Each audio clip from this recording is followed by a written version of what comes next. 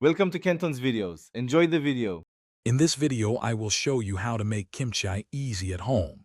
First, select a fresh Napa cabbage, typically weighing 2 to 3 pounds. Cut it into manageable pieces and generously salt it with about 1/4 cup of coarse sea salt.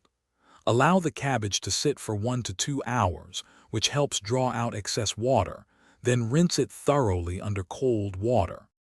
Next, let's create the heart of your kimchi, the paste. In a food processor, combine fresh garlic, ginger, fish sauce, and a generous amount of gochugaru, which is Korean chili powder. Add a touch of sugar and a few tablespoons of water to achieve the right consistency. Blend these ingredients until you have a smooth, bright red paste. Now it's time to bring everything together. In a large bowl, combine your rinsed cabbage with the flavorful kimchi paste. Use your hands, wearing gloves, to ensure every piece of cabbage is evenly coated. Pack the mixture tightly into a clean glass jar, leaving about 1 inch of headspace at the top. This allows for fermentation.